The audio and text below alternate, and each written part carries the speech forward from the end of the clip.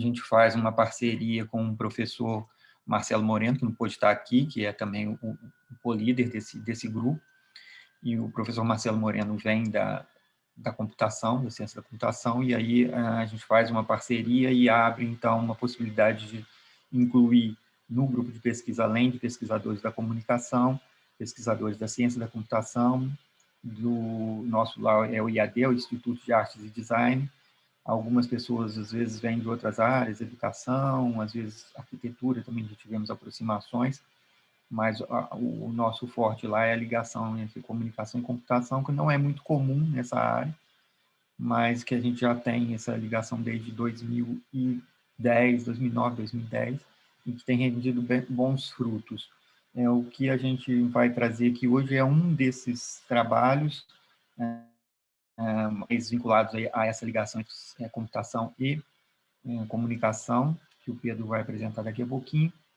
E o segundo trabalho é um trabalho mais específico da Cristiane, que ela está desenvolvendo para o mestrado dela, que já está na reta final, então ela vai trazer um pouco do trabalho dela. O primeiro trabalho que o Pedro vai apresentar daqui a pouco é digamos que é uma criação coletiva de todo o grupo de pesquisa que a gente vem trabalhando já há algum tempo com esse trabalho.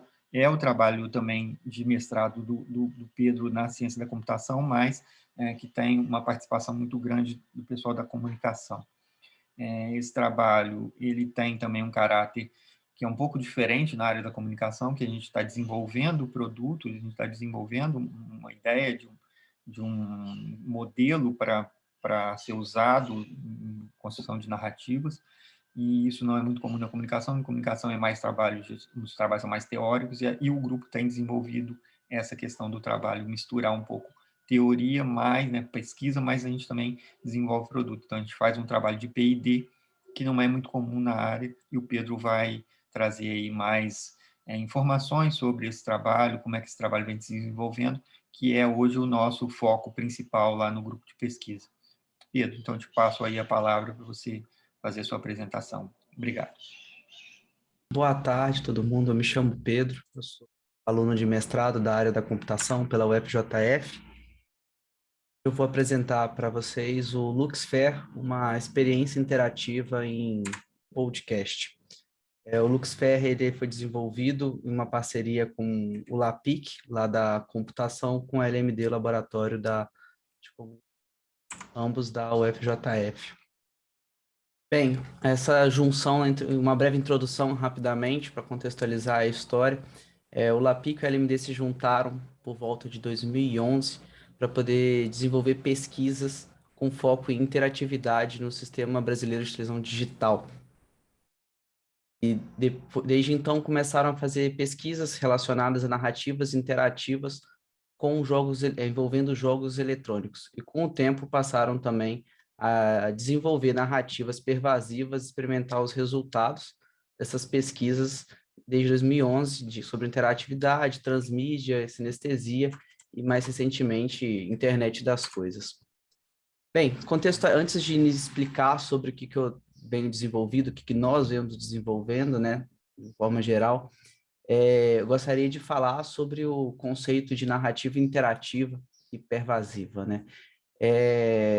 Narrativa interativa passa a ser aquela narrativa em que quem em tese está expectando passa agora a tomar decisões sobre, começa a interagir e decidir certos rumos daquela narrativa. E quando vamos para pervasividade, tem uma frase da Janet Murray que eu gosto muito, que ela define, né, narrativa pervasiva como um ambiente pervasivo, né? Ele vem como a necessidade de fazer parte do mundo real em que realmente vive o jogador, criando uma imersão narrativa onde os elementos de interação tornam-se transparentes ao interator. No caso, ela diz que quando você está vivenciando uma experiência, uma narrativa ali, para que ela seja de fato pervasiva, ou seja, a pessoa não perceba que ela está utilizando certas tecnologias e afins, ela tem que literalmente desassociar que existe um objeto ali de manipulação. Aquilo se torna como se fosse uma extensão do seu corpo. Aquilo é algo tão natural para ela que ela passa a não contar aquilo ali como algo que ela tenha que pensar e processar para poder tomar uma atitude. É igual, por exemplo, num teclado, quando a gente começa a utilizar um teclado, a gente fica olhando para as teclas, tentando entender onde que aperta o quê. Com o tempo, aquilo fica tão comum no seu dia a dia que você passa a apertar os botões do teclado, ou no caso de um controle de videogame, você passa a apertar os botões tão comumente que você não olha mais e você ignora que aquilo ali é um controle, aquilo vira uma extensão sua. Logo, aquilo fica, entre aspas, transparente. Você consegue manipular e interagir sem parar para pensar que você está fazendo uma interação. Aquilo vira uma extensão do seu corpo, certo? Então, isso é uma coisa muito importante quando a gente pensa em pervasividade, uma narrativa, né, numa história em que a pessoa vai vivenciar aquilo, mas ela de fato não vai saber, não vai perceber que ela está manipulando objetos ou tecnologias para que ela possa vivenciar aquilo ali. Então, atualmente a gente passa para ver que jogos, né, são o que mais existem dentro desse contexto de pervasividade. As pessoas que jogam já têm um costume, às vezes, de uma quantidade de comandos e teclas para apertar, tem padrões que meio que vão se estabelecendo de forma comum, e com o tempo você vai jogar um jogo e você nunca percebe que você está utilizando de certos equipamentos. Então você acaba ali aumentando a sua experiência dentro daquele jogo, naquela história, né, que está sendo passada no jogo, de forma pervasiva. Você tem uma interação maior, você sente mais dentro da obra, certo?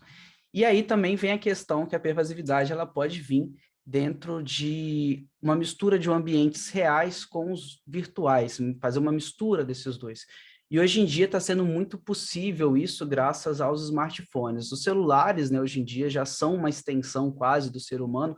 É super comum de você acordar, pegar o WhatsApp, a primeira coisa que você faz, você nem pensa que você está fazendo isso. Você faz uma interação social ali de forma totalmente natural sua. Então, os celulares são uma ferramenta que a gente já tem o costume de usar. E jogos pervasivos, interativos, ganharam força recentemente, principalmente com jogos que utilizam de geolocalização. Um exemplo desses jogos é o famoso Pokémon Go, que é um jogo que ele consegue misturar elementos do mundo real com elementos do mundo virtual. Quando você utiliza do seu celular, ele tem comunicação constante entre cliente e servidor, o tempo inteiro você está conectado em rede, e ele consegue processar toda aquele jogo, aquela narrativa que você está vivendo em tempo real, pegar a sua geolocalização, transformar isso com alguma interação de um objeto virtual e você faz ações sobre isso, baseado no que você está vivendo ali, onde você está. Então, você consegue ter essa interatividade e de forma bem pervasiva. Você não está percebendo, entre aspas, que você está vivendo ali. Você se interage naquilo ali. Pokémon GO, isso aqui é uma foto daqui da cidade de Juiz de Fora, de onde eu resido, no seu dia de lançamento, para ver como é que foi o grande movimento que teve. Foi extremamente popular o jogo. E já tem em torno de 4 ou 5 anos, se não me engano, que ele foi lançado, e ano passado, ainda assim, foi o jogo com maior receita dentro da Google Play, ou seja, esses tipos de jogos fazem um certo sucesso. Hoje em dia, com a pandemia, tiveram que ser feitas algumas modificações, mas outros vários subgêneros de jogos do tipo que envolvem pervasividade, envolvem outros recursos possíveis de interação dentro do celular, vem sendo lançado com o tempo, tipo Hogwarts Express, entre outros.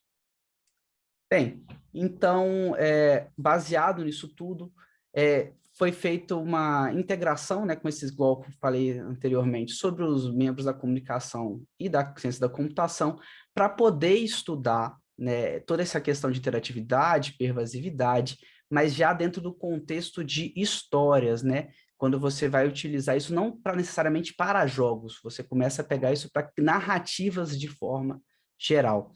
E aí a gente vem a ideia de criação, né, de roteiros interativos de histórias pervasivas, para você poder construir histórias não lineares. Bem, então a gente começa a fazer esse estudo para tentar entender o cenário, o contexto, o que se faz necessário para você poder desenvolver. Inicialmente foi feito vários estudos realmente dentro da área de jogos para entender como é que funciona, como é que eles já fazem com as tecnologias que já existiam, e como é que a gente faria ali para fazer talvez uma adaptação para dentro das narrativas. E aqui tem alguns exemplos que já existem atualmente, né? Talvez o mais famoso de todos seja o Black Mirror, Bandersnatch, que é uma narrativa que você tem uma mídia de vídeo e áudio comum, ali você está no seu computador, no seu celular ou televisão, Smart TV, e você tem todas as histórias, obviamente, já são pré-gravadas e processadas ali, mas existe uma árvore de ramificações que quando você assiste um pedaço do vídeo, você faz uma seleção ali de para qual a sua decisão, isso vai encaminhar você para um outro fragmento da história e você começa a ter como se fosse uma árvore de ramificações de possíveis histórias que você irá viver ali, mas tudo isso assim, tudo ainda por vídeo e você faz as escolhas. Já dentro do YouTube, com alguns canais mais criativos, conseguiram fazer algo similar com hiperlinks, que é possível você pegar um vídeo inteiro, você edita ele e edita o tempo exato de cada momento que você gostaria que algo acontecesse. Então, você dentro do YouTube, você consegue selecionar que quando chegar a determinado momento do vídeo, você cria duas hiperlinks ali em cima, duas áreas clicáveis, que ali a pessoa pode clicar e ele vai avançar no espaço do tempo dentro do vídeo pré-processado ali, e você consegue fazer essa pequena interação para ter uma história um pouco mais imersiva ali. E se a gente pegar já para o lado do som, né, do podcast, a gente tem alguns podcasts que os episódios eles são gravados e chega no final dele, você consegue, ele faz uma pergunta para o ouvinte que tomada de decisão gostaria que acontecesse ali pelo que ele está escutando. E aí isso é aberto ao público, o público tem um tempo para poder escutar aquilo, votar, e depois eles fazem a gravação baseada na escolha. A primeira vez que eu vi algo parecido desse tipo, há muito tempo atrás, talvez um dos primeiros exemplos que me vem à mente, é dentro da área dos quadrinhos, em um quadrinho em que o Robin é preso pelo Coringa, e o pessoal, e depois no final do capítulo do HQ, é perguntado ao público se eles gostariam que matassem o Robin ou se soltassem ele.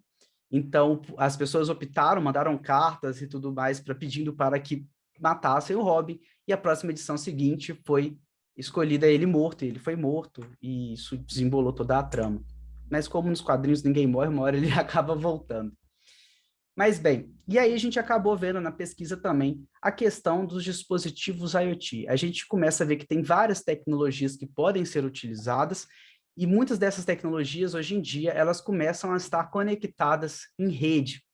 Os famosos dispositivos IoT, né? A gente tem lâmpadas com capacidade de processar informação. Quando eu falo processar, é mais a questão de receber uma requisição pela internet, tratar essa requisição e tomar uma atitude como ligar, apagar, trocar a cor. Você tem também outros dispositivos um pouco mais complexos, como cafeteiras, geladeiras, tem as aplicações próprias de celulares, como redes sociais e afins, e isso tudo está conectado em rede. Então, você tem esses dispositivos disponíveis para você contar uma narrativa, contar uma história. E isso acaba com que a televisão e os outros dispositivos comuns, eles passam a ser também um dos dispositivos presentes aí que podem ser utilizados, não mais o dispositivo principal. E aí a gente começa a chamar isso de internet das narrativas, que é quando você começa a utilizar esses múltiplos dispositivos para contar uma narrativa. Bem, mas aí a gente chegou no seguinte problema. A gente tem toda essa questão de roteirização de jogos, nós temos dispositivos muito diferentes para poder utilizar, nós temos a capacidade de permitir o usuário, né, o espectador, a tomar uma decisão, a gente pode permitir ele tomar decisões, mas como é que a gente faz para representar isso? Então, a gente precisa, né, a gente chega na necessidade de criar um modelo, a gente precisa modelar como essas coisas vão ser feitas, até para que possamos tirar da abstração e levar para dentro da computação, que também é abstrato, mas ainda assim a gente precisa transformar isso em uma coisa um pouco mais palpável para poder desenvolver. Certo? Então aí a gente começou a ver se tinha já alguma coisa para se basear, que pudesse ali dar uma força para a gente, no estudo, para poder a gente seguir o nosso modelo. E a gente chegou a alguns problemas. A maioria das ferramentas dentro da área da computação que pudesse ter alguma correlação ao tipo, elas não são direcionadas a criadores de conteúdo, são linguagens de programação, são ferramentas todas voltadas para computação. O mais próximo, assim, geralmente são linguagens de marcação, mas ainda exige que você tenha um conhecimento, ou pelo menos uma lógica um pouco mais estruturada dentro do âmbito da computação, e isso não é destinado a roteiristas que não tenham esse conhecimento, ou seja, um público que não veio com uma bagagem de desenvolvimento. E aí, outro problema também é a questão que as que já são um pouco mais palpáveis para não especialistas da computação, elas costumam não ser produzidas para efeitos sensoriais. Quando eu digo efeitos sensoriais, são a capacidade de utilizar os dispositivos para gerar algum efeito como uma luz, como um som, ou como um cheiro, um vento, tato, entre vários outros. Eles já não são feitos para esse tipo, ele não tem essa finalidade, geralmente se retendo ao audiovisual convencional. E então, com isso tudo, também acontece que ferramentas visuais gráficas, né, por consequência, também são bem escassas, principalmente quando a gente trabalha com a ideia de não linearidade. Então, a gente começa a ter um problema que se a gente quiser sair de usar o tempo, né, a sequencialidade para poder produzir algo, começar a querer trabalhar com eventos, a gente não consegue isso, não existem ferramentas visuais assim. Aqui tem algumas das linguagens que a gente acabou utilizando para estudo. Eu não vou entrar em muitos detalhes aqui, porque eu imagino que não seja talvez muito do interesse daqui do âmbito, mas caso tenha interesse em pesquisar, tem aqui algumas das linguagens que podem ser utilizadas para fazer construção de apresentações multimídias, inclusive o Ginga, NCM e NCL são dentro das sistemas de televisão digital. Bem, mas antes de passar, eu só queria mostrar o Steve, que é uma criação brasileira da galera da UFF, que ele já começa a ser uma interface gráfica para edição de apresentações de mídias, mídias convencionais, como áudio e som, e efeitos sensoriais, com a capacidade de criar estímulos de vento, luz, temperatura, mas ainda assim, como vocês podem ver, ele é bem similar a um editor como um Premiere ou um Sony Vegas. Ainda assim ele trabalha essa ideia do tempo aí de sequências. Bem, então após isso tudo, nós fizemos um brainstorm, conversamos muito, e a gente viu a necessidade de criar o nosso próprio modelo mesmo, isso aí seria fundamental. E aí esse modelo ele acaba sendo pensado, ele tem nomenclaturas e estruturas pensadas para quem irá produzir de fato esse conteúdo, né? Seriam os autores das narrativas, isso tudo com muito apoio do LMD, que foi aí guiando a gente para poder fazer essa construção. A gente chegou também à conclusão que ele precisava reproduzir as coisas de forma assíncrona, ou seja, de forma paralela. Várias coisas podem acontecer em simultaneidade ali ao mesmo tempo, não sendo mais só definindo uma coisa para acontecer por vez, e deva suportar diversos tipos de dispositivos, e o usuário, né, o autor, perdão, ele não deve se preocupar em si em ter que especificar como controlar o dispositivo. Ele vai querer fazer, eu quero que aconteça uma luz, eu quero que o cara aumente a temperatura e afins. Isso vai ser representado de forma mais abstrata para ele.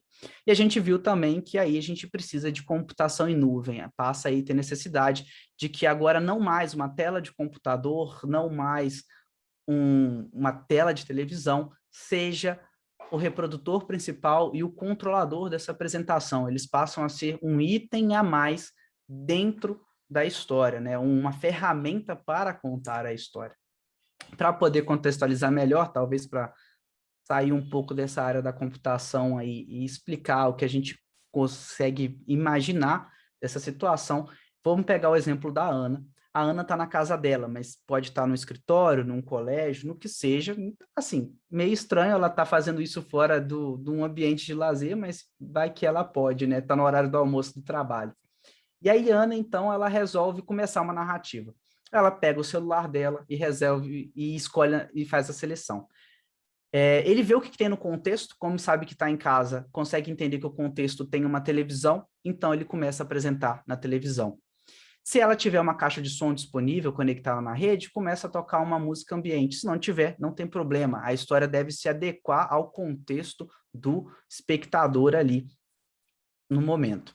E aí, depois de passar uma cena de discussão e tal, o assistente virtual, como uma Alexa ou um Google, ele pega e faz uma pergunta para Ana, se ela concorda com o personagem A ou com o personagem B, e de acordo com a resposta de Ana, a história vai se desmembrando, ela vai receber uma mensagem no WhatsApp ou no Telegram, vai interagir, e tudo isso vai acumulando e somando pontos para a próxima narrativa, o que vai acontecer. Essas decisões vão criando ramificações.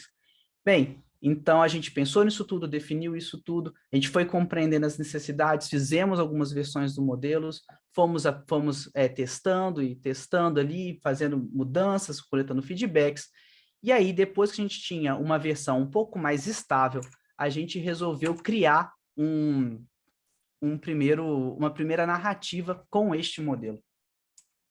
E aí, o pessoal da LMD fez uma pesquisa para tentar entender como é que o público consumia conteúdo hoje em dia. Eles viram que a maioria era em vídeo, mas que também havia um crescimento grande dentro da questão sonora, como podcasts, e resolveram, então, investir na popularidade que vem ganhando. Hoje em dia, quase todo mundo tem um podcast para chamar de seu, né? E resolveram investir nisso para tentar criar uma apresentação pervasiva e interativa dentro usando, né, o áudio como a linha principal ali, até porque exige-se, né, do roteirista uma nova forma de pensar, um novo jeito de observar toda a situação, e num primeiro momento utilizar de algo que tem um pouco mais de familiaridade pode ser bem interessante. E aí vem o Luxfer, que ele vem com a proposta de ser um podcast interativo, onde um padre ele resolve auxiliar uma policial investigativa a investigar uma série de motivações criminosas aí envolvendo religião. O padre, ele sofre, né, de esquizofrenia e ele entra em constante comunicação com os alter egos de bondade e maldade, o famoso anjinho capetinha, como Lux para bondade e Fer, e aquilo em momento todo é conversado ali, é tratado ali dentro, e ele toma decisões baseado ali entre a Lux e a Fer, aquilo é registrado, e as ações, a história vai se desenvolvendo de acordo com as decisões que ele vai tomando, e afins. A narrativa, ela não tem um narrador, a história, perdão, não tem um narrador, não tem alguém que conte, ela é toda gravada, contada e tudo explicada com efeitos e afins, e a pessoa vai escutando aquilo ali com um fone de ouvido para ter uma imersão maior com sons binaurais, e aquilo ali, ela vai tendo experiências diferentes à medida que vai evoluindo essa narrativa ali, e toda ela integrada com dispositivos IoT, para dependendo do momento que ele se encontrar, aonde ele estiver, pode ter uma iluminação diferente, uma temperatura diferente, efeitos diferentes como de vento, e por aí vai.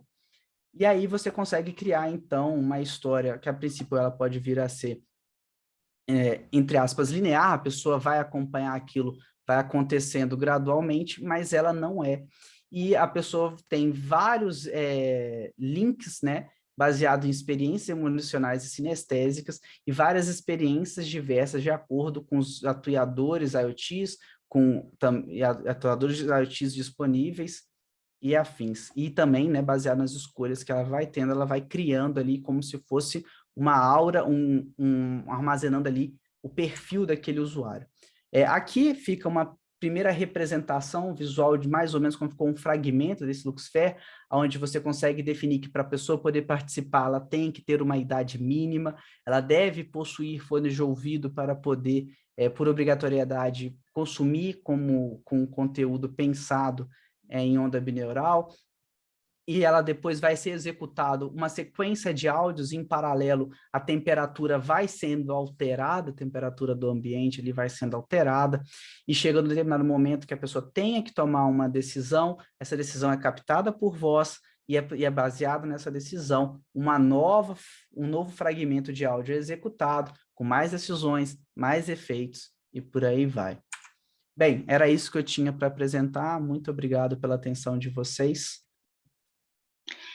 O meu trabalho é uma parte, né, é a parte de uma construção, né, da minha dissertação de mestrado, do meu trabalho de dissertação de mestrado.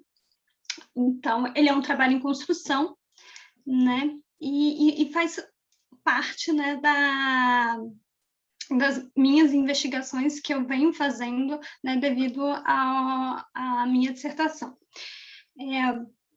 O artigo é Narrativa, Conceitos e Mídia Digital, Caminhos Possíveis para Analisar a Estrutura das Lives, né? E o artigo, ele surge mais especificamente da ideia de buscar trazer, né, algumas reflexões e buscar compreender um pouco dos conceitos de narrativa e pensar quais desses conceitos e quais dessas estruturas são interessantes para trazer para o trabalho e para a análise que é ser feita dessas lives, né? Então, buscar entender o que a gente está denominando de narrativa, o que estamos chamando aqui de narrativas, para poder, então, a partir disso, analisar e entender como são feitas essas construções. E também, a partir daí, buscar outros conceitos também acerca do ciberespaço e de mídia digital e do que a gente está se referindo ao falar disso, né? E com isso, trouxemos, né, algumas questões relacionadas a isso e buscar compreender um pouco de algumas relações, né, algumas relações que se tem da narrativa e trazendo alguns autores, né? O Todorov, que é um autor clássico que vai trazer muitos textos relacionados a pensar a narrativa, a buscar entender e explicar o que seriam essas narrativas. A Marie-Laure Rian, que é uma pesquisadora que vai trabalhar mais com as questões de narrativas digitais, então ela vai trazer conceitos mais semiológicos e buscar entender a narrativa a partir de uma reflexão mais ligada às narrativas desenvolvidas dentro de mídias digitais, inclusive mais ligadas às mídias em games, e o Luiz Gonzaga Mota, que vai trazer uma perspectiva de uma análise mais pragmática sobre as narrativas, e pensar essas construções narrativas a partir de uma análise pragmática. Então, a gente traz alguns desses conceitos para entender um pouco mais. E, a partir daí, também, trazer algumas questões relacionadas a como pensar a construção narrativa, o que torna, a partir de que pontos de reflexão a gente pode trazer para pensar a construção da narrativa, como ela se dá, né? O que torna aquilo uma narrativa.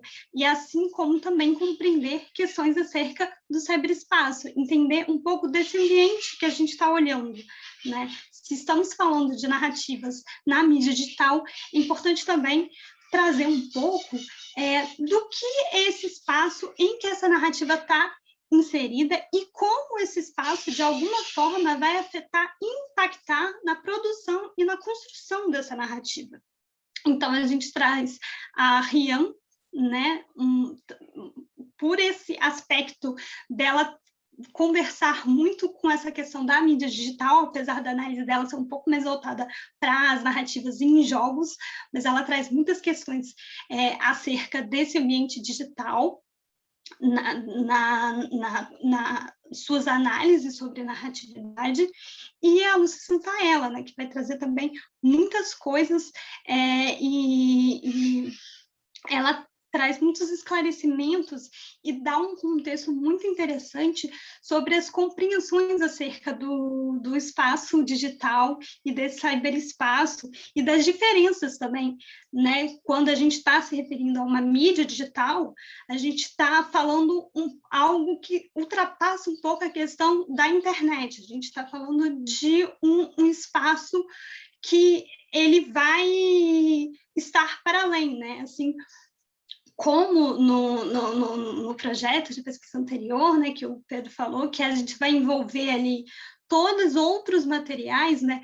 O uso do smartphone, o uso da Alexa, e de como, então, quando a gente fala de ciberespaço, a gente não está falando só da internet em cima de todos os aparelhos que estão envolvidos naquela construção. E a Lúcia Santaella vai trazer um pouco disso, né? Traz definições de ciberespaço para passar dessa compreensão que vai além do simples uso da internet, mas também de toda essa ambiência digital que está envolvido nisso. E a partir disso, buscamos pensar quais dessas questões trazidas, desses conceitos e dessas análises acerca da narrativa que fomos encontrando na pesquisa poderiam ser interessantes e poderiam trazer aspectos interessantes para as nossas análises dentro do YouTube. Então, com uma pesquisa anterior, né, sobre a plataforma, buscamos, a partir disso, identificar dentro dos conceitos e das realizações de análise narrativas o que poderia ser interessante de pensar para pensar essas lógicas dentro da plataforma. Então, destacamos alguns dos movimentos de análise pragmática que o Mota traz, que são interessantes para compreender dentro da plataforma. Seria a identificação dos conflitos, né? Entender como que, no caso específico do nosso objeto, o que leva à produção dessas lives, o que as motiva à realização delas, para entender como que vai se estruturar de alguma maneira a condução dessas produções, entender a construção que o Mota vai colocar, a construção de personagens jornalísticas, né, que seria a construção de como aqueles personagens vão se realizar dentro da narrativa. No YouTube a gente tem algumas coisas muito interessantes acerca disso, né? Porque nós temos a pessoa que apresenta, de certa forma, como um personagem. A imagem youtuber é muito forte, né? Dos youtubers, inclusive. Então, pensar também, de certa forma, como, de alguma maneira, essa imagem ela vai interferir também, de alguma forma, nessa construção narrativa, que você vai ter juntamente a construção do personagem da pessoa que está apresentando, né, aquelas lives ou aquela produção dentro do YouTube. E pensar a relação comunicativa entre o narrador e o seu interlocutor, que aqui no YouTube se faz muito presente em várias circunstâncias, por ter várias questões relacionadas à interatividade, de alguma maneira, dentro da plataforma, a partir de comentário, de chat, de curtidas, entre outras maneiras. A forma e a construção comunicativa é muito específica dentro desse ambiente. Até pelas características dos youtubers, a forma como eles trazem questões relacionadas à intimidade, a trazer coisas relacionadas à vida deles, e como eles se colocam, se apresentam dentro desse ambiente, e como eles buscam construir uma relação quase de amizade, de alguma maneira, com as pessoas que estão assistindo, os acompanhando, os seus seguidores, né? Que são, além de simples espectadores, mas são seguidores daquele canal, como que essa relação é construída. Então, são alguns dos aspectos e movimentos de análise do Mota que vimos uma necessidade maior de buscar levar para a nossa análise e olhar com mais cuidado, com mais profundidade para isso. E buscar também pensar nas características do ciberespaço, que a Santaella vai trazer, que, de alguma maneira, são mais explorados e estão mais presentes no tipo de construção que a gente tem no YouTube. E a gente dá destaque a 3 dessas características. A questão do proporcionar a interatividade, né? O YouTube é uma plataforma extremamente interativa, se a gente for pensar dentro da construção de audiovisuais na mídia digital. Ele inclusive, colocado por muitas pesquisas e olhado também, de certa forma, como uma rede social, devido às várias ferramentas que ele tem na sua constituição, que ajudam essa interação. né, como as curtidas, os chats durante as lives, os comentários. Então, ele tem várias ferramentas que vão ajudar, de certa forma, a ampliar em alguma maneira a interação ali, inclusive no ao vivo, isso fica mais evidente ainda, né? Em que você pode fazer perguntas enquanto a live está acontecendo e ter elas respondidas, né, durante o processo ali de transmissão da transmissão da live, né, o ser híbrido, porque, né, no YouTube a gente tem, ele começou muito também com uma certa visão de arquivo, né, e até por isso, ali eram sendo colocados vídeos até o ponto em que aquilo passou, de alguma maneira, a se construir vídeos específicos para aquele canal. E por eles também serem vídeos muito produzidos por pessoas, qualquer pessoa, né? São pessoas que consomem, são usuários daquela plataforma que produzem, e não apenas a plataforma em si, inclusive, começou a produzir conteúdo mais específico há pouco tempo, se a gente for olhar para o quanto tempo o YouTube já existe.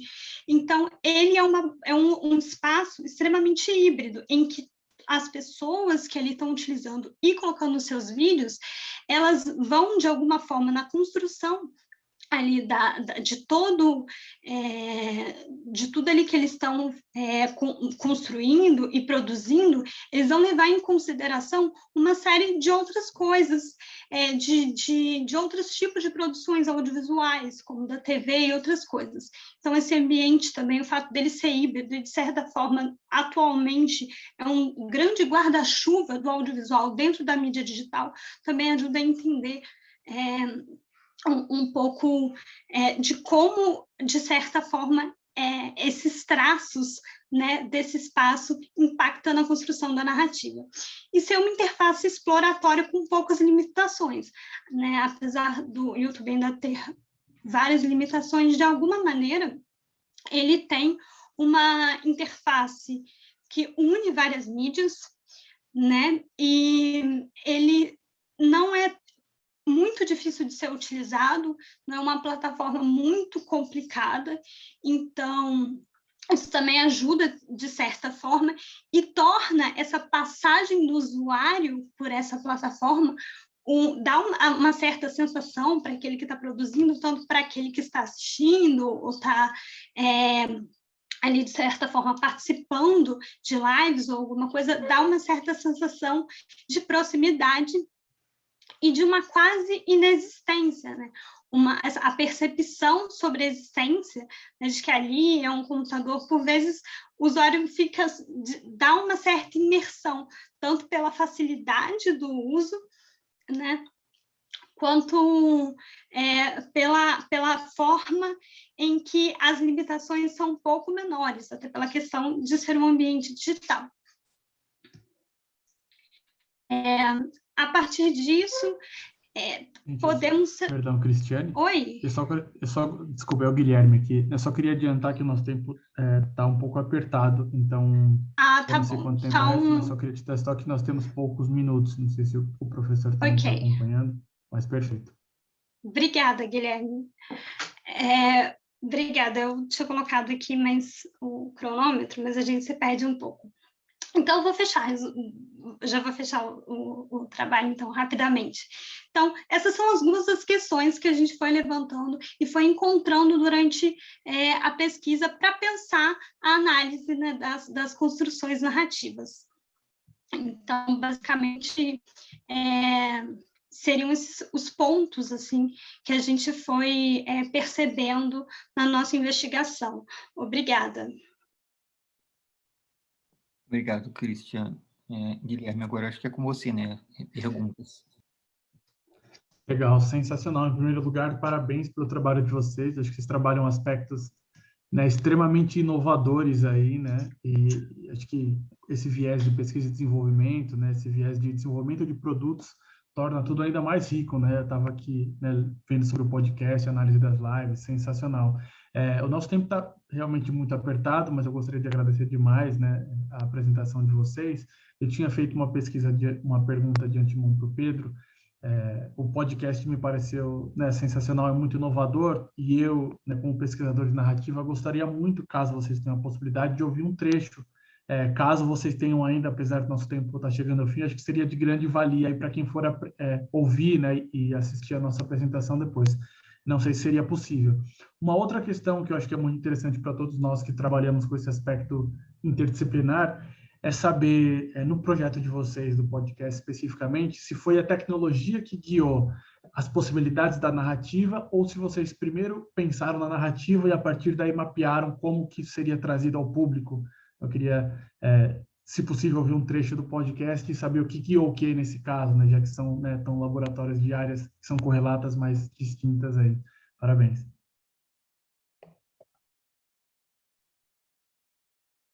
Eu acho que é comigo, né? Obrigado, Guilherme.